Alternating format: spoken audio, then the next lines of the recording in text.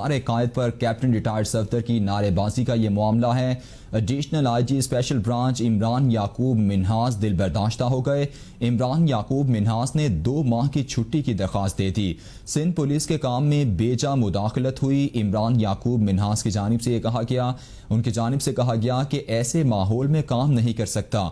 Police अफसरान और मुलाजमीन दिल बर्दाश्ता और अफसुर्दा हैं। आईजी सिंध मुश्ताक महर भी आज दफ्तर नहीं आए। एंकर पर्सन मंसूर आजम काजी हमारे साथ मौजूद हैं, उनसे बात करेंगे। काजी साहब, मुख्तलिफ जो हैं ऑफिसर्स की जानिब से और एडिशनल आईजी स्पेशल ब्रांच की जानिब से ये कहा गया है कि वो ऐसे माहौल में काम नहीं कर सकते, हमारे काम में बेजा मुदाखलत की गई है, उन्होंने छुट्टी की दरख्वास्त दे दी और दीगर और भी बहुत सारे ऑफिसर्स हैं जिनकी जानिब से दिल बर्दाश्ता होकर छुट्टी की जो है दरख्वास्त दे दी गई है। कैसे देखते हैं, क्या कॉमेंट करेंगे आप इस मामले पर? Thank you very much. बिल्कुल, ये जिस तरह अभी आप बता रहे हो और जो न्यूज भी आ रही है, आईजी सिंध ने 2 हफ्ते के लिए लीव ली है और उसके बाद जो एडिशनल आईजी स्पेशल ब्रांच है उन्होंने 60 डेज के लिए, उन्होंने 2 वीक्स के लिए और उन्होंने 60 डेज के लिए लीव ली है। देखिए, समझने की ये जरूरत है। आज मेरे ख्याल में अगर आज भी हम इस चीज को नहीं समझेंगे, हम लोग पहले दिन से कह रहे हैं आप इंस्टीट्यूशंस को सियासत में ना लेकर आए, आप institution, it was sheer embarrassment for the Sindh police. कल जो कुछ हो रहा था, परसों रात से लेकर कल तक जो कुछ सिंध के अंदर हुआ है, जिस तरह आईजी सिंध मुश्ताक महर को मिलाइन किया गया है, जिस तरह उनके साथ रवैया रखा गया है, और उसके बाद मैं आई बी वेरी ऑनेस्ट, जिस तरह media was bullying him around in this whole situation. मैं आपको एक चीज बताऊं, जो लोग पुलिस को थोड़ा समझते हैं, मेरे ख्याल में इनको ये बात ज्यादा समझ आएगी। Inspector general of police of any province, अभी पंजाब के अंदर क्या हुआ था हम सबने देखा था, पूरी पंजाब पुलिस एक साइड पे खड़ी हो गई थी ऑन ये जब सीसीपीओ वाला इशू हुआ था। सिंध के अंदर इस वक्त आईजी सिंध छुट्टी पर चले गए। Additional IG special branch is one of the most important position in Sindh police और इन एनी प्रोविंस। जो स्पेशल ब्रांच का एडिशनल आईजी होता है वो छुट्टी पे चले गए। क्या वजह है? वजह यह है कि आपने अपने इंस्टीट्यूशंस का तमाशा बना के रख दिया है। आप अपनी फोर्स को देखें, these are the people who are in uniform. आप अपनी यूनिफॉर्म फोर्स का तमाशा नहीं बनाते। कल जो कुछ हुआ वहां पर, कैप्टन सफदर का इशू हुआ या दूसरा हुआ, उसके बाद मोहम्मद जुबैर साहब की जो स्टेटमेंट्स आई, उसके बाद इवन आज चीफ मिनिस्टर सिंध जो प्रेस कॉन्फ्रेंस कर रहे थे, क्यों नहीं उन्होंने अपने आईजी की साइड दी?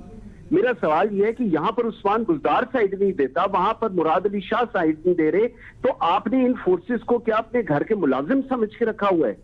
दोनों इंस्पेक्टर जनरल ऑफ पुलिस के साथ यही हुआ। पहले यहां पर जो हमारे पंजाब के थे वो छुट्टी पर चले गए, उन्होंने कहा मैंने दफ्तर नहीं जाना, और आज आप इतने विद ऑल ग्रेस आप मुश्ताक महर को सिंध में लेकर गए, ही वॉज आईजी रेलवेज, आप इनको लेकर गए, उनकी एटलीस्ट उनको इतनी तो रिस्पेक्ट देंगे यार। एक बंदा 22वें ग्रेड का अफसर है और आप कल वहां पर मोहम्मद जुबैर साहब की जो स्टेटमेंट्स आ रही थी, जो कुछ एवरीवन इज मिलाइनिंग कंडेमिंग जो हुआ मिजारे कायद के ऊपर, लेकिन उसका क्या रिजल्ट है? उसका रिजल्ट ये है कि क्या हम लोग अपनी ही फोर्स को मिलाइन करेंगे?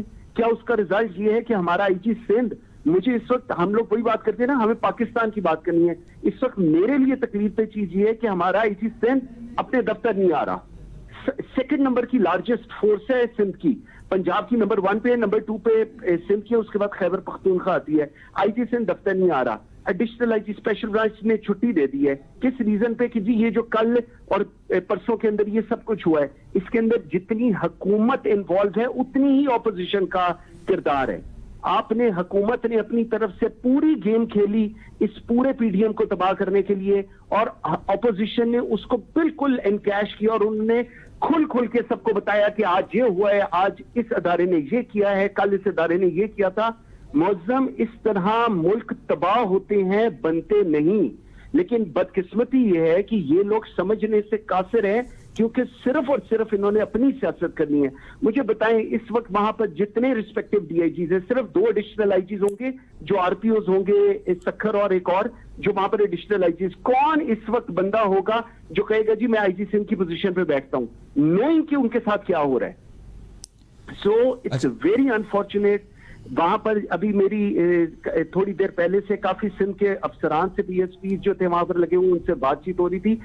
ये इट्स नॉट वन, कम से कम कोई 15 से 20 सीनियर अफसरान, एसएसपीज एंड अबव, वो लोग हैं जो अपना छुट्टी लेकर बैठे हुए हैं कि जी देखिए तनख्वाहें मिली है ना, तनख्वाह तो वो घर भी बैठे होंगे तो उनको मिल जाएगी।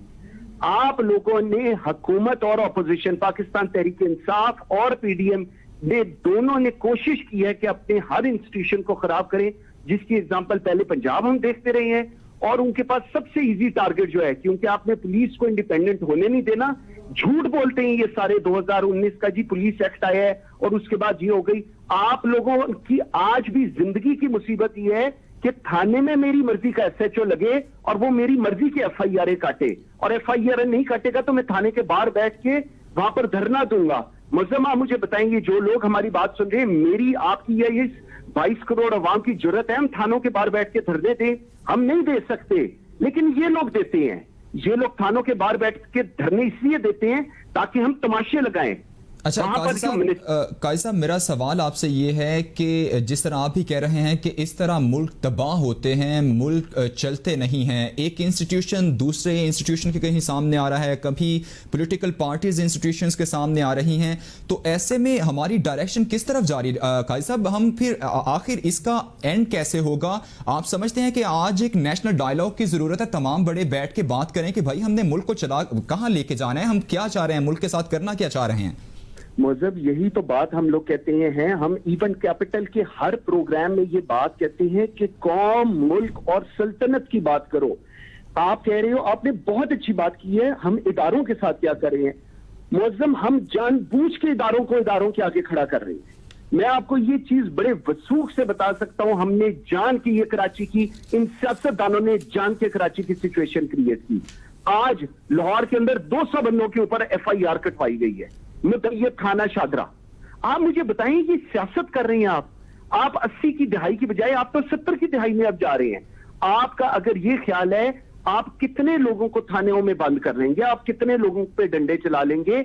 आप अपने इंस्टीट्यूशन को अपने जाती मफाद के लिए मत इस्तेमाल करें। आपने पुलिस को इस्तेमाल किया। आप तो हमेशा से ये बदकिस्मती रही है इस पाकिस्तान की पुलिस की, ये हमेशा से मिलाइन भी हुई है, इनको गालियां भी लोग देते हैं। यहाँ पे जिस बात की आप निशानदेही कर रहे हैं, यहाँ पे मामला थोड़ा सा मुख्तलिफ, अगर पंजाब की बात की जाए, जो आपने कहा कि यहाँ पर भी केसेस दर्ज हुए हैं, लेकिन ये जो केस जो सिंध गवर्नमेंट के अंडर जो दर्ज हुआ है, सिंध की टेरिटरी में दर्ज हुआ है, इसमें पुलिस जो है वो पॉलिटिकली जो है वो नहीं की गई, उसे इस्तेमाल नहीं किया गया, पुलिस कहीं और तरफ इशारा कर रही है, तो ये एक और ज्यादा भयानक सूरत हाल नजर आ रही है। यही तो मैं आपको बात कह रहा हूं कि मैं उसी चीज की बात कर रहा हूं। हाँ, अब क्यों आप एक इदारे को दूसरे इदारे के खिलाफ खड़े कर रहे हो?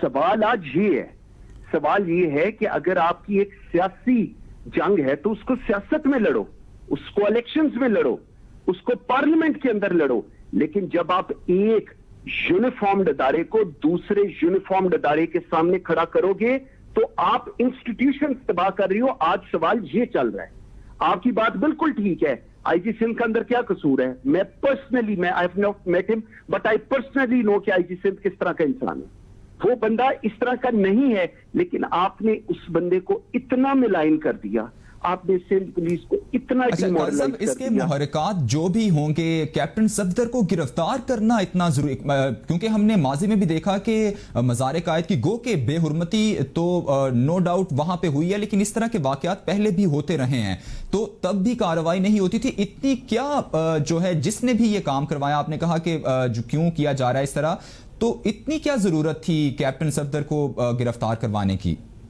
मैं आपको वही बता रहा हूं ना, जब पहला गुजरांवाला वाला इनका जलसा हुआ, मैं उस दिन, हम लोग अपने टॉक शोज ट्रांसमिशन में एक चीज कह रहे थे, आप सिर्फ गवर्नेंस पे फोकस करें, आप ग्राउंड रियलिटीज पे एड्रेस करें, आप आटा, घी, चीनी, मेडिसिन, इसको एड्रेस करें।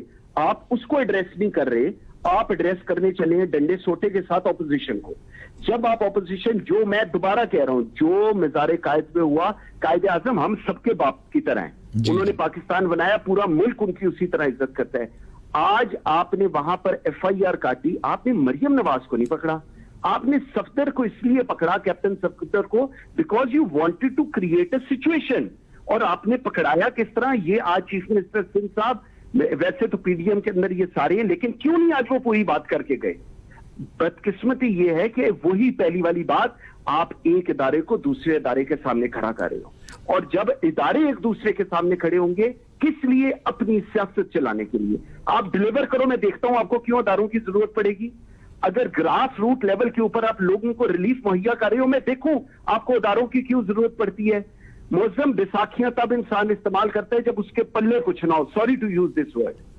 आपके पल्ले कुछ नहीं है, आप डिलीवर नहीं करके दे रहे, आपकी जो टीम है वो डिलीवर नहीं कर रही। कल हम लोग बात कर रहे थे, बहुत ईमानदार, बहुत ऑनेस्ट है इमरान खान, क्या करनी है उसकी ऑनेस्टी का अगर डिलीवर नहीं हो रहा? उस ऑनेस्टी का हमने क्या करना है अगर पूरा मुल्क फाकों पर चल रहा है, इकोनॉमी तबाह हो रही है, लोगों को सैलरीज नहीं मिल रही, लोगों के पास जॉब अपॉर्चुनिटीज नहीं है, इकोनॉमी का तबाही हुई है। क्या प्रेस कॉन्फ्रेंसेस का हम कितने दिन के अंदर कितनी प्रेस कॉन्फ्रेंसेस सुने? एक आम आदमी की जिंदगी बेहतर हुई है 2.5 साल में? नहीं। एक आम आदमी अपने फैमिलीज को लेकर कुछ बेहतर सोच सकता है कल के लिए? नहीं।